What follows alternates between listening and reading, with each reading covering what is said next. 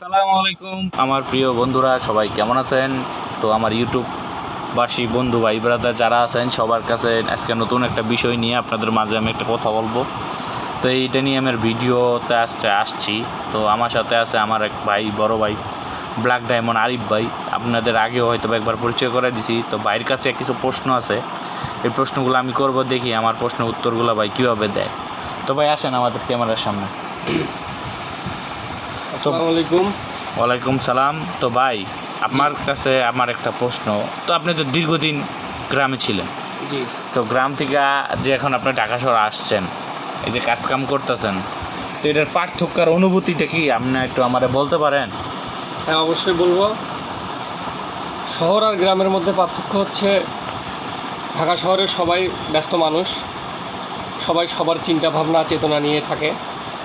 আর গ্রামের মানুষ চিন্তা চেতনা নিয়ে থাকে ঠিক আছে, কিন্তু থাকার মাঝে তাদের একটা অবসর টাইম থাকে। বর্ষাকালে তারা ফ্রি থাকে টোটালি। এই ফ্রি টাইমে তারা শুধু পিএস কাটে, শুধু মানুষের সাথে পিএস কাটে। শহরের মানুষ এটা করে না।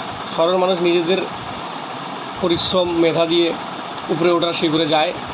আর গ্রামের মানুষ কীভাবে একজনকে ডাউন করা যায়, কীভাবে ক্ষতি করা যায়, কীভাবে সব কিছু নষ্ট করা যায়, সেই চিন্তা চেতনা নিয়ে থাকে।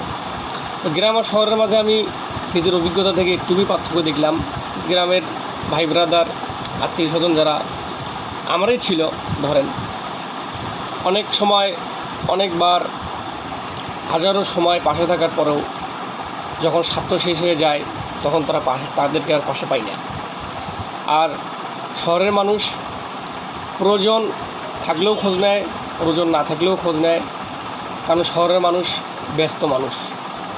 তাদের চিন্তাধারায় শুধুমাত্র ব্যবসা বাণিজ্য, কীভাবে নিজেকে উপরে ওঠানো যায়, আর গ্রামের মানুষ কীভাবে একজনকে নিচে নামানো যায়, সেই চিন্তাধারায় থাকে না এই বলে আমি গ্রামের মানুষকে ছোট করছি না।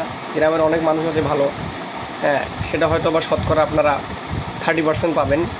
আর 70% মানুষ শুধু পেঁয়াজ কাটার চিন্তা ভাবনাই থাকে, যে পেঁয়াজটা আমার উপর দিয়েও চলে গেছে। এই তো বন্ধুরা, আমার ভাইয়ের কথা কেউ কষ্ট পায় না। তো যারা যারা জীবনে সেটেল হতে চান এবং একজন ভালো ব্যবসায়ী, একজন ভালো কর্মজীবী, একজন কোনো কিছু করতে চান, তাহলে শহরে আসুন। শহরে এসে দেখুন শহরের লাইফটা কেমন। গ্রামে থাকবেন ঠিক আছে, গ্রামে যাবেন, এস্টাবলিশ করবেন নিজের গ্রাম, নিজের দেশ। সবারই একদিন একদিন যেতে হবে, কিন্তু গ্রামে আছে বলেই যে এটা ছোট এমন কিছু না আমার ভাইয়ের মন্তব্যে। তো আপনারা সবাই আসুন, গ্রামের থেকে ঢাকায় আসুন, শহরে থাকুন, শহরে থেকে কিছু করুন, আপনিও এস্টাবলিশ হন, আপনার পরিবারকেও এস্টাবলিশ করুন, চেষ্টা করুন, কাজ করুন। ভালো থাকুন, সুস্থ থাকুন সবাই।